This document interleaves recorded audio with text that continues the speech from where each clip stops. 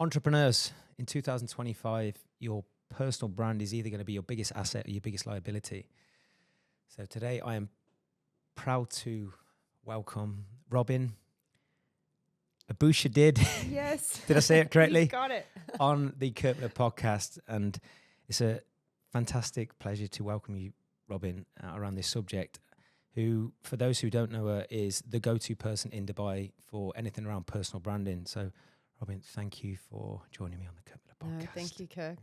Honestly, this is awesome. We've been in contact for a very, very long time. Known you for a while, so yes, pleasure being here. No, thank you so much. Now, I know there's a lot of entrepreneurs who regularly listen to this. Robyn, I'm just going to shoot straight from the hip to start with. Why do you think personal branding is exploding now, especially for entrepreneurs trying to grow a business? So personal branding for me now is a non-negotiable. And the shift started during COVID. Everyone had an identity crisis, thinking, why am I working for this person? Why didn't I start my side hustle? I always wanted to do this business. So there was this whole kind of like shift in the mindset. Who am I? What am I doing with myself? And that's when personal branding started to surface in the region. It's not a new concept. I mean, athletes do it all the time. You see it with all the footballers, basketballers, celebrities do it all the time. They do it quite well, but it's never really been prominent in the business world. So you say Steve Jobs, Richard Branson, they're probably like the two that would be the most prominent that we hear about. Yeah. But right now, it's a non-negotiable because people do business with people. Your personal brand is stronger than your business. It just is. So if you can build both, you do have an advantage compared to the rest of the market. So that's why the shift is starting to happen. A lot of people aren't sure how to treat personal branding because the first thing they think about is social media. I need to be on social media, I need to post content, I need to be on TikTok, and it just becomes overwhelming. But the first step for anything in personal branding is understanding your identity and what you want to be known for. And that's very difficult for people to get niche. When someone says your name, Kirk, what do you want them to think? So there's a whole discovery, and that takes time. You're not gonna discover that overnight. You really need to go deep and think about, what do I want to be known for? What do I want to be doing with my life? And it's okay to shift. Like who you are now isn't going to be who you're going to be in a year or 2 years' time. I can totally relate to that. So to interrupt, as becoming a father now, literally even in the past few months, I've gone back to basics with going, what am I here for? What do I want to be known for? What do I stand for? Because you've entered a period of your life that was totally blind to you. So I can totally resonate with that. And also you've now formed a new identity as a father. Yes. So that's layering on to what you already are. So that's kind of like you're as well thinking, what am I? What do I want to leave into this world? What am I giving back? Yeah. And there's a higher purpose to everything. I know it sounds super intense and deep, but once you have the foundation correct, the rest becomes easy. Content becomes so much easier because you're able to really know what you want to talk about. What do I want to share? How do I kind of personally grow myself and share that with the rest of the world? I get it. Now we're going to unpack that, and I've got lots of questions. I don't usually script my questions as much, but Robyn, because this subject I believe is so important for every entrepreneur listening, and even myself, if I'm honest, like, I didn't want to waste this opportunity. But for me, whenever I get an expert on in any subject, I'm always fascinated. Like, where does the passion come from for you to be so inspired to help people with personal branding? So for those people listening who don't know you, like what is your business around branding now, and where did this all start? Like, when was the moment when you realized for you, I really need to explore this subject, or I want to learn about this subject to then teach other people? So it was 18 years ago. Wow. 18 years ago, yeah. So it was my first job coming out of university. And usually when you come out of university, you want to work for these big top tier brands, right? Especially female. L'Oreal's like the aspirational company. I remember going to an interview with a technology company, and I was thinking, oh my God, this is the most boring interview of my life. These two older men thinking, okay, it was a monotone conversation. Not sure I want this. I got offered the job and I was like, okay, it was a great opportunity. I need experience. I need to grow. It was the best organization I've ever worked for. The most fantastic leaders I've ever had. Why? They gave the most supportive environment. They gave me permission to fail. They gave me permission to grow. They gave me autonomy. They really had a nurturing environment as a leader. And a lot of people don't give you that. And they were able to see potential and say, I see potential. Let me give her the environment and let her excel and perform and help her where she needs to. So it was that moment when I was like, why are we aspiring to work for these big corporate brands when really it's the individuals that we should be working with? They're the ones that make the difference. So why can't we flip the game? Why can't the people be more powerful than the organizations? So I had that thought in my head for a very long time. I was very much heavily into sports as well. So everything was around performance. Everything was around team players. Everything was around people. You know, you are as good as your weakest link in any kind of sporting environment. So that whole kind of intertwined with that personal brand element. And so it was in my head planted, but no one knew about it. We saw it, as I mentioned earlier, with athletes. You'd see athletes, you'd follow the athlete, not necessarily a football club.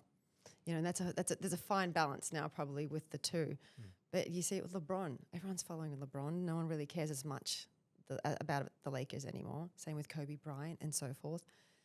Same with Michael Jordan back then, because that would have been, I don't know whether it was that time, but obviously it was. He basically grew Nike, didn't he? He was the brand. He grew the culture. Yeah, he grew the basketball culture for me. I mean, people will battle who's better, LeBron or Jordan. But for me, Jordan shifted the basketball culture. And that's a personal brand. We're following people. David Beckham did it very well. He even shifted from football into fashion. And that shows, you know, that you can be anything and anyone. You just have to be agile and really leverage your personal brand. You see that with Cristiano Ronaldo and KSA. Yeah, it's insane. It's insane. Yeah. It's just people aren't doing it in the business world. So it was always in my mind 18 years ago, and it started to surface and the demand hit after COVID. So people started to reach out more in that space. Yeah. So I was always set up for it, Yeah. but the market wasn't ready for it. Okay. And then now it's snowballing. So how long were you at that first company for, and when did things gradually evolve? Because it must have took a few years if that really wasn't a thing then, even though you knew it was a passion, you started noticing these blind spots within businesses. But how long were you in that role for, and then how many years after that did it turn into a business, basically? A proper business, yeah. So it started in remember the influencer era out here? It was collaborations, and then it was kind of like, you know, do this for me, do that for me, and then it turned into paid. And then all of a sudden, everyone wanted to be an influencer. So the region started personal brands through influencers. Okay.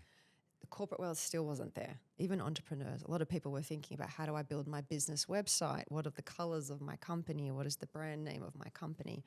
Didn't really think about, you know, how's my communication? How well am I doing? How are my relationships with people? What's my reputation like? And so right now, the older generation are fantastic at that, because they've been doing that so superbly and really successful that now they feel buried in the online space because of personal branding. They feel shadowed by the content creators who are just putting themselves out there daily, like it's wild. Yeah. So there's this big, huge disconnect right now. Yeah. And when people started to notice that disconnect, the business started to kind of pick up from that. Really? Make that much difference? It makes that much difference, Wow. yeah. Because people do business with people. If you think about visibility gives you opportunity. Yeah. And the more visible you are, the more opportunities going. Especially if you're in an industry with a lot of competitors, you'll provide a great solution, you'll stick by your values. The person or the business that's going to stand out most is basically going to be driven by the personal brand driving the business. Exactly. Yeah. I mean, you do that quite well. What pushed you to put yourself out there? I mean, listen, I've been positively winging social media for a number of years. I mean, if you look back at my social media many years ago, Robyn, one thing I realised, and it was very much based on like insecurity. If you look at my social media years ago, it was literally all about me. It was all about the body. And then you realise that there's no depth to that. There was no, is this what I really want to stand for and be known for? And what is my point of difference if there's that many great physiques and fitness models in the world? What is my message that's different? And for me, the one thing that's different that no one can copy, and I want to pick your brains on this for sure, is my personal story. Like, why is it so important that I want to transform people the way I do, as in we're built to last long term, not just short term. But in order to get that message across, I need to unpack where this all come from in order to make people believe in me and my methods and potentially work with me to make that happen. So, it's genuinely wanting to help far more people. In order to do that, I had to get better at sharing that message and also be more vulnerable with some of the stuff that, years ago I didn't think were important about sharing your backstory. It was very much you're trying to present this polished, look how I can train, look how I can eat, but it was never that perfect. But you don't understand that. Okay. What did you feel like you were as relatable as you could have been? No, absolutely not. So that's, and I believe I'm one of the most relatable coaches on the planet who actually care. And it's okay me thinking that, but if I'm not putting that across, Correct. People don't know. you might be the best kept secret as a relatable coach and person of influence, but no one knows it. Yeah. So that's the power of personal branding. Yes. And that's when it talks about the visibility, Yes. and that's how it really builds traction, not just business. That's how we put aside money and financial growth. You actually start to get known for what you're doing. And a lot of the talented experts that people need are quiet. And that's where I get frustrated. Yes. I'm like, people need you. It's not about you. Put yourself out there so that people can find you and you can help them. And also there is a delayed gratification to it. I think one of the things I've done and doing pretty well and need to keep improving, of course, is even with podcasts. When you first start a podcast, you'll relate to this, Robyn. The traction's minimal and there's no immediate payback, when you are investing lots in content and videography and time, right? I've done over 170 podcast episodes now, but there's no immediate gratification for that. Initially, there's no way of measuring by me putting myself out there, sharing my story, collaborating with people. What's the payback in terms of business? But the way I look at it, if I'm not doing it, then there's a lack of authenticity in some way, because I want to help more people, even if they can't necessarily work with me. And also, if I do want to make the biggest impact in the world with my business and help transform people, then I need to put myself out there to do that and share things that they didn't know about me. And I think there's only so much you can share in a 15-second reel. I've said this recently in a social media post, and you can have the most polished written post in the world, but is there any depth to that really, where people can learn about who you are, what you do, why you do what you do, and how you can help people transform and overcome the pain that you've been through that you don't want other people to go through. So, yeah. Look, you're ahead of most, especially in the podcast space. It is difficult. I remember when I started, I was focusing on the wrong things. I was like, oh my God, my forehead looks shiny. Is this shirt the right shirt I should be wearing? And it's like, hang on, I'm making content here. Why am I thinking about myself and self-judging while I'm on there visually? And then sometimes I would say a sentence and my sentence wouldn't work, and I had to repeat myself. So I was constantly judging, but you learn in the practice. The most underutilized platform out there right now to gain visibility is YouTube. Because that works with SEO and that works with Google. Okay. And that's how you start ranking in all of the AI ChatGPT channels, because it scrapes the internet. A lot of people aren't understanding the keywords that are attached to who they want to be and then planting those online. Okay. And are they particularly important, Robyn, when you've only got 3-4 seconds initially to capture someone's attention who doesn't know you? So if you are unclear about what those keywords are, maybe to entice the right people, or really within sort of 1 or 2 sentences, share with people, this is who I am and how I can help you, and why maybe you should explore more of my content. So you can have different narratives. If you're speaking, you can have different narratives. If you're writing it down, they need to be the same keywords. So I'll give you an example. I wanted to be an identity coach because it just sounds nicer. It's nice and fluffy and marketing. But no one searches for that online. Everyone searches for personal branding. So everything that I did, from my website to my social media to anywhere where the internet would scrape keywords, it was personal branding to buy, including LinkedIn. Really? So when you go into ChatGPT, I rank number 1 because I've planted those keywords. So over and over and over again. Over and over. Okay. So that the online world ranks me as number 1 because they'll go onto that platform and they look at me and they go, you know what, she is who she says she is. So let's put her higher on Google and all the systems. So that's why you have to really think about who you want to be known for and what are those particular keywords. So that's keywords. It's a little bit technical, but that's the most important. No, I get it. It makes total sense. Yeah. The second is your narrative. You can switch it up. You don't have to say the same narrative. Sometimes I'll say, you know what, I teach people the power of their presence. I don't talk about my backstory all the time, but when I do, I always make it relatable and it links to what I'm doing. Very similar to what you do. You link it back to what you're doing and what service you're providing. Yes. But you don't talk about service and solutions. No, you talk about what it can do for someone. What's the payoff? Yeah. What are the long-term benefits of doing that? Mm. Then you make it less about you and more about them. And that's storytelling. Mm. So a lot of people also don't know storytelling. I think a lot of people need to learn better communication. They think they're good at communication, but they're not. No, I get it. I couldn't agree more. I mean, look, I'm a work in progress myself, but I actually invest in a communication coach and have done for years, literally. Me too. And the way I looked at that, because there might be some people going, what's this got to do with like body transformation, communication, and telling people how to train, eat, manage their sleep, lifestyle, emotions, all that stuff. There's one thing knowing what to say. There's another with how you actually say it to make someone believe they can do it or follow through on what they know they should do or what you're asking them to do. And I look back at some of my old videos and I absolutely cringe. I'm just absolutely relentless. So fast. I mean, I speak with intent anyway, but not polished still now, but it's the way I look at it. If you've got such an important message to share, how you communicate and deliver and connect with someone emotionally is so powerful. And I think you're doing yourself a disservice if you know you have all this knowledge inside you to help someone in any line of business, but you're not communicating that the right way. And just like I shared with the podcast, Robyn, and that's why I admire everything you do. There's no immediate payback, when you're working with a communication coach, right? It's a lot of investment.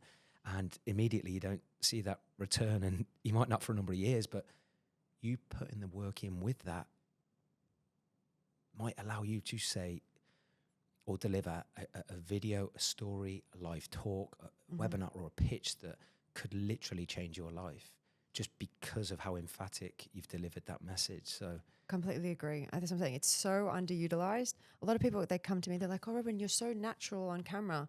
I'm like, oh, if I actually showed you what I was as well, I was like maybe jotting my eyes. I was speaking so fast because I had an Australian accent. Yeah.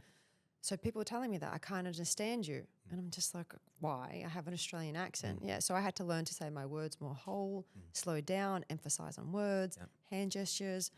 I even invested in a stylist because also your image is important. It's just, what can you do to elevate your brand and what can you do to skill stack?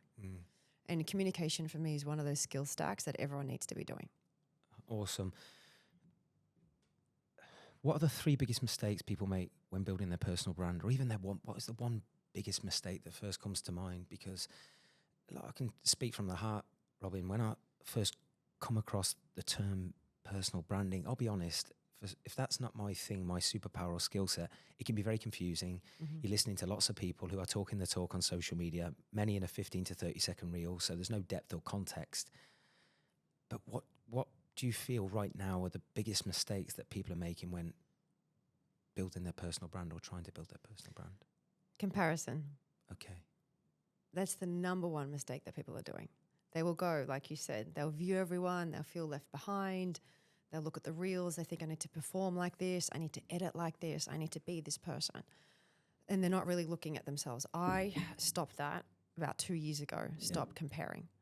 Like I literally don't watch other people other than inspiration for something that's going to make me feel a certain way. Otherwise, you're never going to start. So a lot of people will sit in that, ideation phase. I want to be like that person. I wish I could be like that person. Then they just get caught in their heads and they never start. So that would be the biggest thing, comparison. Is there a danger with that as well, that if you're looking at someone and trying to compare yourself, your content with that person, that surely there's going to be a lack of authenticity with your message and story if you're trying to replicate your personal brand based off someone else? Is that really going to be aligned to who you are and your message within your core? Well, that's the thing. People don't know their original message, so then they just go to content creation. Okay. So that's the other mistake. I get it. They go straight into producing. It's like, what are you talking about? Why are you doing that? So if I'm getting inspiration, I look at, the way that they're editing. I look at how they're saying things. I don't look at the person and compare me to them. Very different. We're at different times in our lives. I know when I used to be in my 20s, I'd be looking up to these huge people that were older and thinking, gosh, why can't I be like that? Why haven't I got speaking opportunities? Yeah. I'm good enough now. I've got lots of experience. Why isn't it coming to me? Why am I not there yet? An opportunity only comes to those who ask for it. You have to pitch yourself. I've been pitching myself. Give me an example. Or give the listener an example. Like how have you done that the last 5-6 years? Because I mean, you've had some fantastic opportunities. I mean, I saw one recently, right, with Love in Dubai, I believe. Yeah. It was like That was organic, but I did pitch. So they picked up on the reel that we did, which was a little bit clickbait. Yep. But it was true facts. If you watch the full episode, we go deeper into it. Mm-hmm. They picked up on that, reposted it on their platform, Yeah. and then I reached out to them. I literally inboxed them. I said, "What about a cheeky segue?" They said yes. Perfect. You literally sent a message saying, "What about a cheeky segue?" I literally sent a message. What about a cheeky segue? They said yes. Come in on Monday, because you have to do it obviously close to the time that it's released. Yeah. So that's the traction's picked up. Yeah. That's pitching. Mm. People think, oh no, Loving Dubai contacted, and a lot of people thought it was paid. It wasn't. That's just hard work kind of coming off. Yeah. So and years and years and years of mastering your craft. It's just what you find, and I find this in my industry, sometimes people see you've got a certain opportunity with a certain brand, a certain company, or maybe a TV channel, and they're like, that just, you click your fingers. That's just how you got it, right? Yeah. No, a pitch. When I was a publishing entrepreneur, it was a pitch. This is my topic. This is what I want to be known for. Yeah. What about this? And it was pitched. Mm.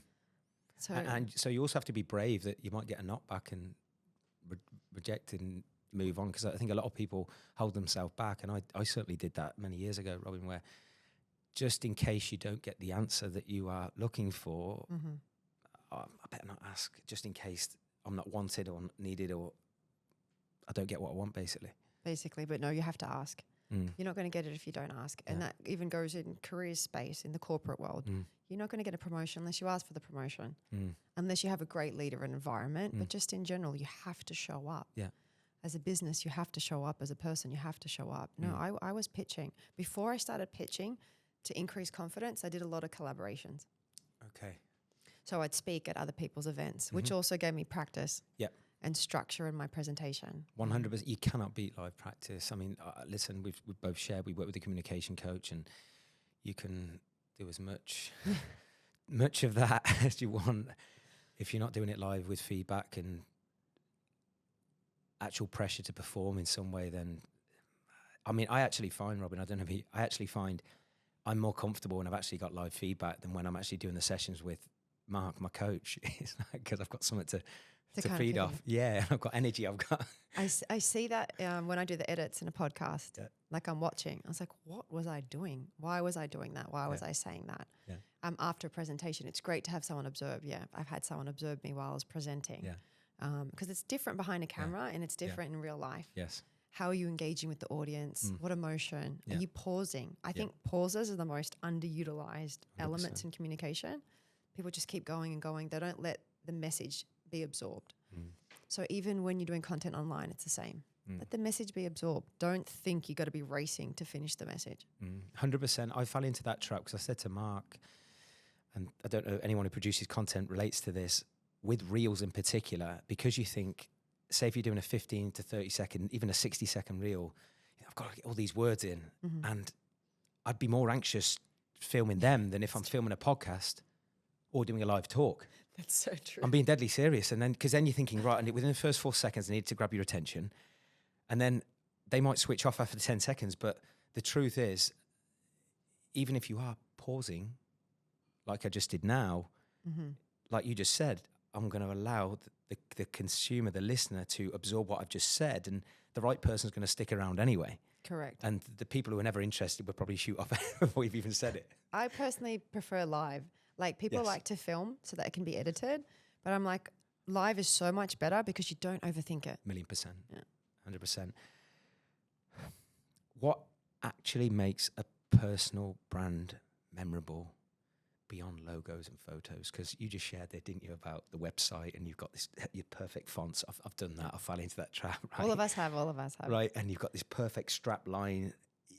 I know I've procrastinated over and over again over that. What's the 3 sentence? How the 3 words? What's the color? Blah blah blah. Yeah. But from your experience, what actually makes a brand memorable? Connection. I think everyone's lonely right now. We're scrolling, we're looking online for a lot of stuff. We're distracted. We're distracted with our devices. We're distracted in a rat race. I mean, as much as we don't think we are in this city. It's very ambitious. People forget to connect. I couldn't agree more. I really couldn't agree more. Like, we've got an online business, but let me tell you this, Robyn, we just did a big event in Marbella in the summer, and Fantastic. it was a great event. I really believe it's one of our superpowers because I care, and I'm fully aware of the importance of connection. Because on that front, there was about 60 clients who flew at peak season. Bearing in mind, a lot of them have got family, kids, so I think it's testament to our community that we got that many people to the event. But I asked them all afterwards, what did you enjoy most? It wasn't the mindset talks. It wasn't the breath work. It wasn't the planning. It wasn't the training sessions. It wasn't the Pilates, right? It was connection with like-minded people who would just listen and they could share. And it just gave them a moment to not be on the rat race, not be overwhelmed. I think it's a huge issue right now. It is. So you're saying in relation to branding that actually connecting is the number one thing you should be focusing on? 100%. Community is the most up and coming thing. You're ahead doing it, but people don't have communities anymore. People want like-minded people. A lot of the clients that I work with, that's the first thing that they think about. I want to be around that circle of like-minded people. Who else is on my level? Who else can I connect with and learn? A lot of people just want to share stuff about them and don't think about how can I connect with others. So right now, we're lacking. We're lacking care and we're lacking connection. Everyone just wants to push content, get it out there, be number one, be seen as this. But that's lonely in itself. Trust me, I've seen a lot of people that kind of push themselves out there and they don't have connection. So a lot of influencers online try and take that connection from strangers. Okay. People commenting on their posts, they feel connected to strangers. But if you take that away and you look at the actual real world, what are you left with? It's like soulless as well. A little bit, yeah. So how do you get the best of both worlds? There's nothing wrong with the online community. I love that. Yeah. I love the internet. It gives you great reach. But it's like, how do you stay true to yourself in your values and enjoy what you're doing? People are losing the fun. I mean, your personal brand is made up of three things: your skill, your experience, and your personality. Most people don't show their personality. Why? It's a bit boring. People try and force themselves to be something. But be fun. When you go out to a party, you go out to an event with friends, you're fun, you're connecting, you're enjoying yourself. People forget to do that when they're building their personal brand. That needs to come back.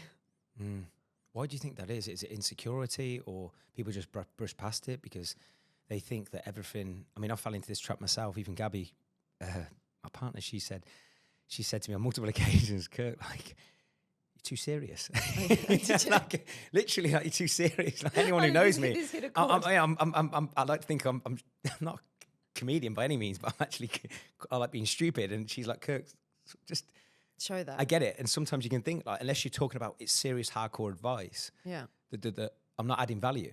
But like what we did in the last event in Marbella, actually, Robyn, I had a videographer and I said to him, just film me relentlessly. I don't want anything scripted. I don't want purpose-made reels. Just film me.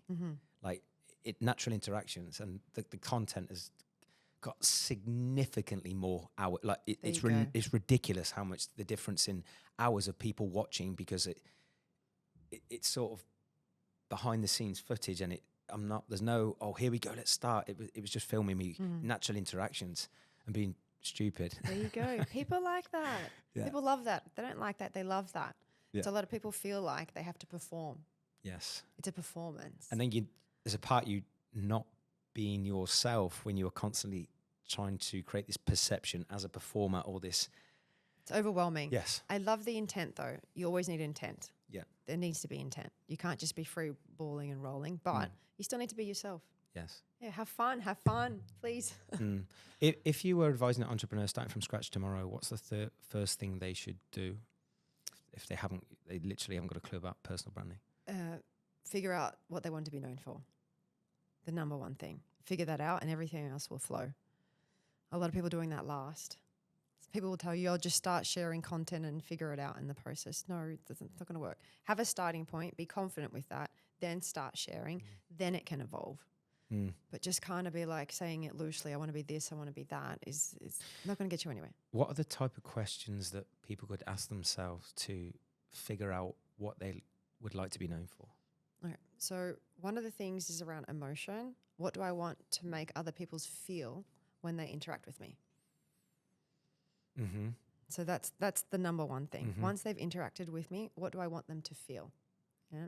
Number two, when they say my name, what do I want to be known for? When I'm not in the room and we hear about this, what do people want to talk about when someone says your name? So if someone says Kirk, what do you want them to associate it with? That's what you need. That's a starting point. So ask yourself those questions, the feeling that you want people to feel when they're around you, and then also what you want them to know about you. I want to pick your brains actually live about that. One of the things I did recently, because like I shared at the start, becoming a father, even though I'm pretty clear on who I am, what I want to be known for, like I've just become a father now, and I'm always recalibrating anyway, going, where even with Built to Last, my brand, like, always trying to mature it and be more pinpoint with who I'm trying to help, who I'm trying to serve. And I'm in the process as we speak, Robyn, literally of having conversations with my best clients, the people that I really think this is why I started this business. This is why I love helping people the way I do. And I just asked the question, like, when you think of me and my unique ability or my biggest value to you, what do you think of? Would that be the potentially helpful? Helpful, and it would help even more with you. You can ask people. So a lot of time in the discovery sessions, I say, get your immediate family to describe you in 3 words, get your friend to describe you in 3 words, and get your colleague to describe you in 3 words. And there's always one that's similar. The rest are just wild. Okay. But there's always one that's similar. I think Gabby's might be a little bit different. No, but that shows that that's your personality on different facets, right? Okay. Yeah. And what do? Did you do the average of the common words that you write them down? It's actually the most fun exercise that anyone's done. They love that the most because they're shocked. Some things that come back and it's like, do you really see me like that? So you literally say, describe me in 3 words. To your friend, Yeah. your colleague, and immediate family, your partner. Okay. Yeah. Okay. Do that exercise. Actually, do that for me and then send it to me. Yeah, I'm going to send you the answers, and I'm going to show you Gabby's answer versus everyone else's. Maybe depends if I've put her in a good mood. I've been in the good books. There's so much fluff out there, in my opinion, in the personal development space, the coaching space, and the personal branding space. I see through it. I really do. You know, having been on social media for a long time and been fortunate enough to be connected to genuine experts like yourself. How do you separate noise from strategy when it comes to building a personal brand? Like, because you must see some things where you're like, come on. What are you doing? Yes. And then people fall for it, which makes it more sad. And that's where I spoke about the big gap between the content creators really putting themselves out there and the super talented experts being silent. It's a problem. It's a problem. So you're saying what can they do different and how do you cut through the noise? For someone who they're looking at content, they might be looking at you, they might be looking at and how do you distinguish who actually knows their stuff and versus those who are just they're copying and pasting your stuff and then trying to call themselves a branding guru? Yeah, I think so. It really depends on the individual, right? But usually you can see it with the way that they're repeating content that looks scripted. Yeah. So if it looks scripted, so if you follow someone and they're repeating the same thing in a different format reel, they're just trying to break the algorithm. They're not really sharing expertise. Okay.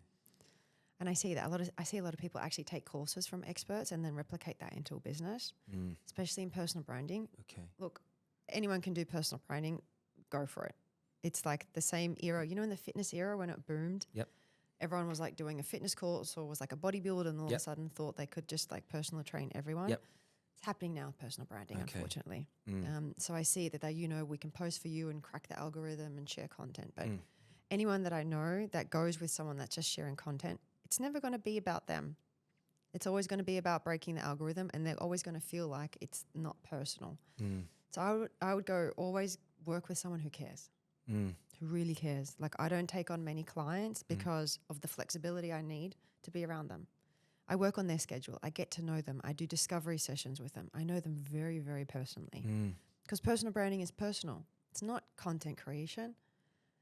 And people need to change that mindset. So if someone's really just selling you like agency work, content creation, that's a big red flag for me.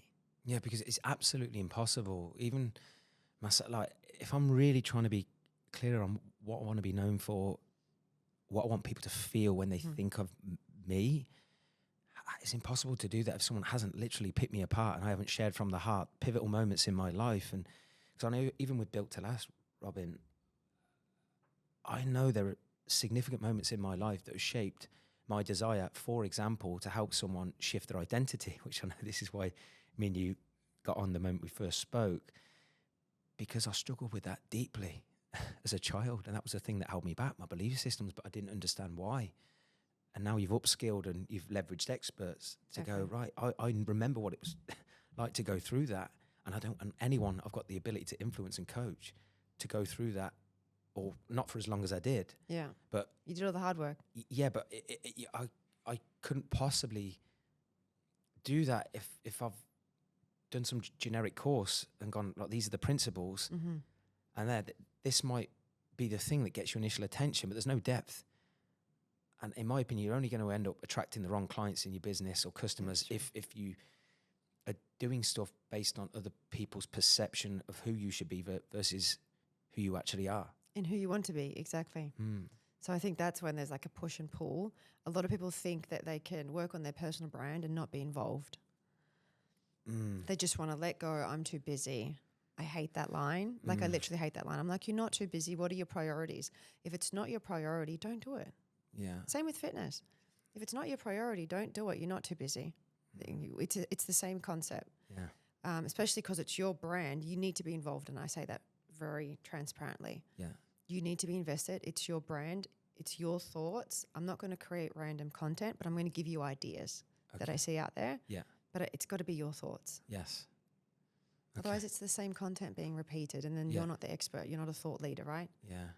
I also think as well, whether it's with what you do or what I do or any other person of influence or aspirational person of influence, I think one of the biggest telltale signs is, can that expert be put on the spot and talk live on a real life conversation about the things they've been posting in a written message or a pre-scripted reel?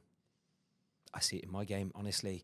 It's so many people have been mentored by the same mentors, right? I've had great mentors my whole life, and there are certain principles with business around marketing and selling that are relatively universal, right? But I see the same hooks, the same line, and there might be 10 different people having a very similar bio of what they do and how they help people. And now with AI, of course, you can get posts by the bucket load. Okay, now try and talk to someone and speak without a script, without AI and ChatGPT about branding, about coaching. And I actually invited a guest based on that, and I was like, oh, your content's great, your following's huge. Got them on there and they couldn't speak. I didn't launch it. I was actually shocked. So now I vet better. That was a learning experience. Yeah. I was like, my gosh. Yeah. Like you can really persuade people. But that's so true. Can you speak on the spot? Can you talk about it? That's why for me live is so much better. You can connect and you know, they're an expert. That's great. That's a great point because it actually happened to me. Yeah. Wow. That must have been so awkward. It was so awkward. I was like, okay, I'm just really like, should I get ChatGPT out to read the answer for you? Yeah, I know. Yeah, it was uncomfortable. I get it. What does an authentic personal brand actually feel like to others? What does an authentic personal brand actually feel like to others? I feel like it feels real, like it actually exists. And I see that when you see people online, influencers, business people that are surrounded by other people in the real world. I think lone wolf content creators, for me, is a big red flag, and that's not authentic because you're just pushing. You're not creating connection. But if you see people, like you see with your community, you see people out with other people, you see them really around an influential surrounding, I think that's really authentic. That's a great point. I mean, thank you for the kind words as well, but even with my event,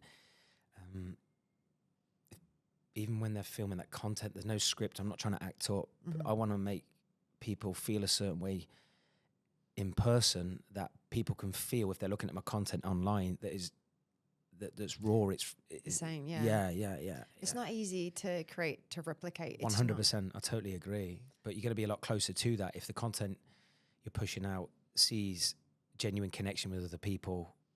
Yeah, it's a no-brainer. Yeah. That's why podcasts work really well, because great content comes in conversation. Yeah. And then you have a connection chatting. Yeah. If this is again a personal question for me, but I'm sure many people Go for it. would like to know this, right? Because this is even now, Robyn, you know, it's something that I do get confused with sometimes. So if I'm trying to grow my business and I'm fully aware of the importance of my personal brand and my story, and I'm also aware that I've got a business and a brand, i.e. built to last, that you know, that's my baby, you know, and it really means a lot to me. Is there a ratio of how much I should be talking about my personal brand and story versus built to last and my business? Built as in clients? You see your business as your clients or your business Yeah, I as see that. your Yeah, but you offering? know how built to last, it's like inside built to last, or that is my business and it's my coaching service. I suppose in a way, I'm no Richard Branson, and I met him, by the way. What a guy he is. Yeah. He's literally the most down-to-earth guy you've ever seen. Oh, wow. But you know how he's got Virgin and all these other ventures, but then you've got Richard. Yes. That's the correct way. Yeah. That's the correct way. Yeah. Yeah. Because if you wanted to start a new business, you're still at the core. Yeah. If you wanted to sell it, you're not attached to it. But right now, you are one and the same right now. Yes. In your time in life right now. So no, it's I. Really? It's I, yeah, because you're talking about you. If you talk about the business specifically coming from you, you can say we. Yeah. But very much the content should still very much be Separate. I when it comes to your beliefs and about everything you're trying to talk about in relation to built to last and the community and the vision for it and things like that. Think about athletes. I take the same concept from athletes. Okay. LeBron will talk about him. Michael Jordan spoke about him. He didn't speak about Chicago Bulls or LA Lakers voice. He talks about his voice, but he's part of that. So when he does talk about that, he speaks about it. So no, you are a different organization. You are you. And so I look at it as you're giving birth. So if you are you're a personal brand. Yep. You want to start a company. Yep. It's like giving birth to a child, right? Okay. You birth it. So built to last is my child. It is your child. Okay. You named it. Yes. You injected your values. Yes. And then it's growing in the environment that it is. And you nourish it and you let it grow into what it's going to be. But you're still the parent. You still need your own identity.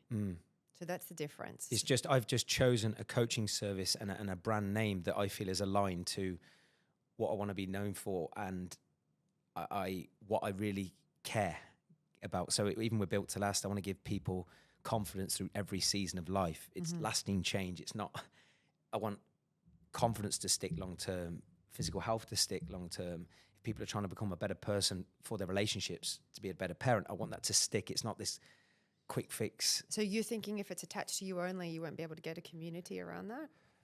It's, you know how, again, there's so many things you look at and you read where if you've got a team, for example, which I do inside Built to Last, you've got a coaching team and you're also aware of the impact they have in terms of the support for clients and, you know, the growth of the business as well. It's, even though I know I'm the big mouth for the, you know, sharing the vision and the driver without question, and obviously I've created it, but you've also know there's other people as part of the puzzle to help that mission and vision. That's where there can be sometimes a bit of confusion. Okay. No, so those people will have their own personal brands. Okay. So a lot of people get scared of building other people's brands. Okay. You see it quite prominent in the medical world. The Really? doctors outweigh the hospital. Okay. Because the doctors are going to take the patients and they're going to move to another organization. And so people get a little bit scared. But really, no, you have to give them an environment to flourish. That's just life. So your organization is made up of multiple personal brands. Yeah. For example, even with Built to Last, and I'd love for you to attend one of our events, by the way, Robyn. There's some amazing people. With Built to Last, for example, even though I've started that from nothing, I'm very proud at what I've built and fingers crossed will continue to build. There's so many fantastic people within that community who have achieved things in life that I haven't yet. Many have been a father or a mother a lot longer than I have and had more kids, so they've got far more experience in that area of life. Then some of these people have achieved insane success and status in different sectors and industries in business, and they've got individual superpowers. So one thing we've done, certainly over the last few years with the events and the way the community's evolved, is you create an environment where, yes, of course, what underpins it all is someone trying to live longer, live with more confidence, get their physical and their emotional health on point.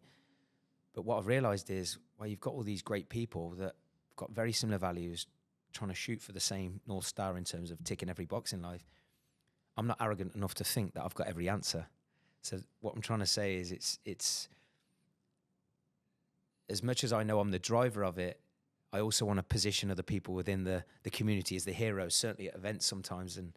But that's nice of you. It's other voices, right? Yeah. But you're the parent. At the end of the day, you're the parent. I get it. And it's okay that the children can have louder voices in certain areas. But in what you're doing, you're the expert. No one's going to take that away from you. I get it. Oh, yeah, I understand. I mean, I don't let the standard drop. And I know if I did let the standard drop, that would have a direct impact on team and probably the standards within the community. Yeah, sure. don't be worried about overshadowing people. If that's what I'm understanding, possibly that you're thinking there's a lot of these experts within. Yeah. Yeah. No, you're the expert. Dominate it. Yeah. Own it. Yes. Stay in your lane. Yes. Okay. Yeah, no, I'm just sure. Again, I speak to other friends about this who have got businesses, and it's just one of those things that, because personal branding, it's like, okay, how much of the power and the message do you give to other people? And okay, I get you. They're kind of like balancing it out, the shift. Yeah. No, I think you're the stronger voice, right? Mm-hmm. And time to time, you obviously have the voice of the people that speak on your behalf. But at the end of the day, like you said, Richard Branson, he overpowers the brand. Yeah. Even though you might have the pilots and the CEOs, and I don't even know who the CEO is, but it's like he still overpowers the brand because he is who he is, and he's built that as a reputation. Your personal brand is your reputation. So you just keep going at what you're going, and then let them have their voice. It's not going to outweigh. Don't think about the balance. No, you're creating a great community. And from what I've seen and learnt, especially out there with people that are very proud of what they've achieved, they're not really given platforms to speak. Okay. So you giving that, I'm sure they love it. Yeah. Yeah. Yeah, no, absolutely. I mean, no, I get it. And I think that's great advice for anybody a little bit confused listening as well. It's, you can pass the baton, but if you're the primary reason, that's what I'm taking from you, Robyn, you're the primary reason of why they started that journey in the first place. Never forget that. Never forget that. And why they're still there. No, don't forget that they're there because you're around. I get it. Yeah. Yeah. Awesome. Right. Another interesting topic is, with AI creating content at scale, and listen, it's fast. It's in full flow at the minute. Let's get real wild here, right? Oh, yeah. What can AI never replicate about a personal brand? What can AI never replicate? Because I think I'm fully aware and leveraging AI myself to automate certain things and optimize certain things. But what are your thoughts on AI in relation to the threat or the opportunity when it comes to personal brand? Your experience. Because it doesn't have those stories. It can structure a post or a sentence, fantastic, and I love that. I use AI as a prompt. Yep. But I'm the prompt engineer because of my experience and my thoughts. A lot of people don't have that. So a lot of people will take other people's experiences and thoughts and just replicate that into their own post. But it's coming from a human somewhere. So that's what AI can't replicate. Okay. I love that it structures. I love that it helps you accelerate. It gives you a soundboard, right? Yep. It's fantastic to use, but it's never going to take your experience and your initial thoughts. It's not. You can't go to AI and say, tell me what I'm thinking or how I'm feeling or what happened to me back in 2016 in October. I couldn't agree more, Robyn. I mean, one thing I firmly believe in, and look, we've got many clients who could decide, I'm going to leave Built to Last and have all this information that's free. If you're currently in that boat, ask yourself what's changed since you've been using AI. Yeah. So many people are in the same place, and it doesn't help you implement. And also, like you just shared, it doesn't get deep into your psyche of your identity of who you are, who you're trying to become, and what you want to be known for, in my opinion. Not at the core, when things are changing all the time. And it's a scary thought. It's a scary thought to figure out your identity. Yeah. When you're changing titles, when you're changing identities, when, you know. Yeah. It's not easy, and it's very unsettling. So it's like, get comfortable with yourself and just be agile. Yeah.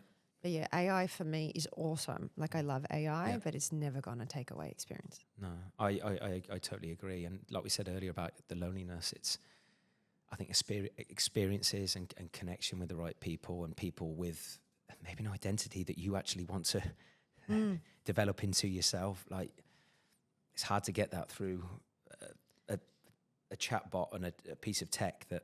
Yeah, it's not going to create, again, that connection element. Like, I find personal branding, the fastest way right now to grow is through collaboration and association. Really? Yeah. And that's with humans. How can I collaborate with someone? How can I be associated with someone? How can I be a guest speaker? Yeah. How can I be part of it without necessarily having an agenda or business from them? It gives you practice. It makes you repeat your message in terms of who you want to be known for. Couldn't agree more. Also gives you visibility, and that's how you're going to build traction. Okay. And that's when people start coming to you for opportunities. But what's so important from that is, you might have podcasts knocking at the door, companies knocking at the door to come and speak, or stage talks. If you're not clear on who you are, then you're going to waste that opportunity, right? Even TEDx. So I get a lot of people saying, I want to be a speaker on TEDx. Okay. I'm like, great. What's your topic? They're like, oh, I don't know. I'm just like, okay, why would TEDx want you up there? What's your topic? Find your topic. Find 3 topics and figure out the one that you want. Is your story about, 0 to 100? Is your story about a successful element that happened in your life? Is it about your growth? What is it about? What is your actual topic? And the same thing happens with the media. I want to be published on Forbes. I want to go on the radio. Great. I can get that set up, but what's your topic? So that's all the groundwork I do with the clients. I go from figuring out your identity and getting you into that PR space. Content creation for me is something that you can learn yourself, because you have to be involved in content creation. On that note, Robyn, because I know we haven't got too long, but you just touched on what you would do to start with. But for someone listening to this who had the next 3 months with you to transform their personal brand, what would you have them do first? Is there a certain process that you would go through? So I go the self-discovery. That's a non-negotiable. I do that with everyone. Yeah. Figure out what you want to be known for. Yeah.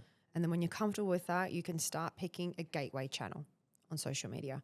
So whether that's LinkedIn or Instagram. Personally, I find Instagram is like the fun side of LinkedIn. LinkedIn's still a little bit serious. It's a little bit still polished. And then even though it's very AI right now, it's still a good platform because you have people watching with a different intent, a professional intent. But I'd say those 2 channels are usually your gateway channels. Pick one. Usually LinkedIn's people are more comfortable with. And then just start sharing your voice and learn the process. And within that, you start to figure out what are the topics you want to be known for. That's the next step. Your topics is so important.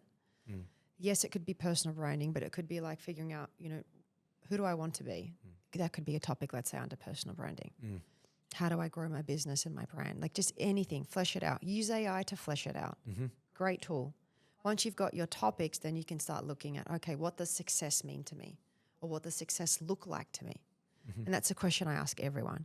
What success look like to you? What are some examples that you've found from people? Because a lot of people must be confused of what. So wildly, majority of the men that I work with, their number one success, what it looks like to me, is perception around their inner circle. Wow. 95% of men have said that to me. Okay. It's how I look around my inner circle. So if that looks like being on the radio, I had one client, I put him on the radio and he was over the moon. He's like, I got a spot on the radio. Everyone's calling me up, telling me how great I was. I loved it. I loved how I felt. But everyone's different. I had one client that said, I want to go from successful to significant. What does that look like? Like, he's very successful in the region. And how do you measure that? Yeah. How do you measure that? And that's what I asked him. I go, okay, what does that look like? So for him, it was on stage at a Saudi event within this particular industry. Okay. Great. Let us get you there. So I'm very clear with what success looks like. Otherwise, you're going to just be wasting time creating content and then throwing them here and there, and they're not going to be happy because their definition of success is very different. So that would be the process. Yeah. What do you enjoy most about helping people with their personal brand?